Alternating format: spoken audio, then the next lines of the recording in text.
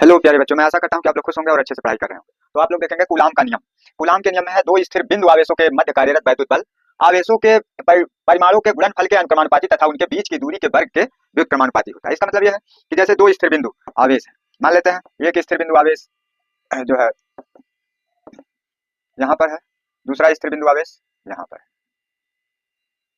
और दोनों के बीच की दूरी जो है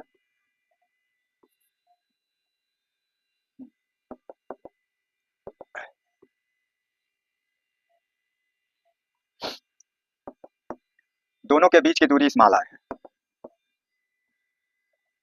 यह Q1 आवेश है और यह जो है Q2 आवेश है। अब इसमें कहा जा रहा है कि कार्यरत बल जो है अर्थात F अनुक्रमानुपाती है। अनुक्रमानुपात का ये चिन्ह है, अनुक्रमानुपाती है उनके आवेशों के परिमाण के गुणनफल के अनुक्रमानुपाती, अर्थात Q1 इंटू Q2, अर्थात F अनुक्रमानुपाती Q1 इंटू Q2। क्योंकि यहाँ कहा जा रहा है दो स्थिर बिंदु आवेशों के मध्य कार्यरत वैद्युत बल F हुआ आवेशों के परिमाणों के गुणनफल।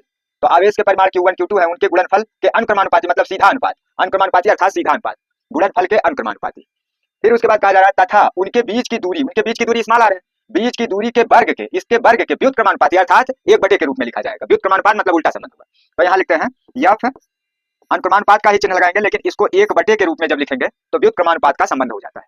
तो इसलिए दूरी के वर्ग के, दूरी स्मॉल आर है, स्मॉल आर का वर्ग, दूरी के वर्ग के व्युत्क्रमानुपाती, इसका मतलब एक बटे आर स्क्वायर के रूप में, एक बटे के रूप में आर स्क्वायर का मान लिखा जाएगा। अब इन दोनों संबंधों को यदि एक साथ किया जाए तो यह F अनुक्रमानुपाती Q1 Q2 upon small R square.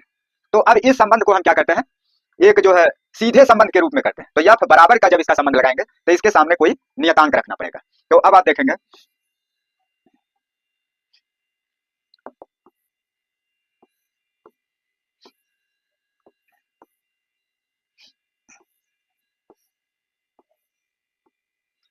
तो अब इस तरह से आपका प्राप्त होता है,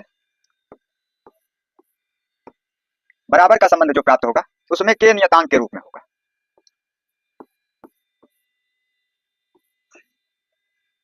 इसमें जो है के नियतांक के रूप में होगा, और जो है के का मान होता है 1/4 पाई एप्सिलॉन 0 बराबर 9 × 10⁻9 न्यूटन मीटर स्क्वायर प्रति कूलाम स्क्वायर। अब इसके बाद जब हम के की जगह पर यह मान लिखेंगे तो इस सूत्र का मान होगा F is equal to 9 × 10⁹ Q1 Q2 upon small R square, और बल का मान मात्रक जो है न्यूटन होता है, इसलिए इसको लिखा जाएगा न्यूटन। तो अब हमारा जो है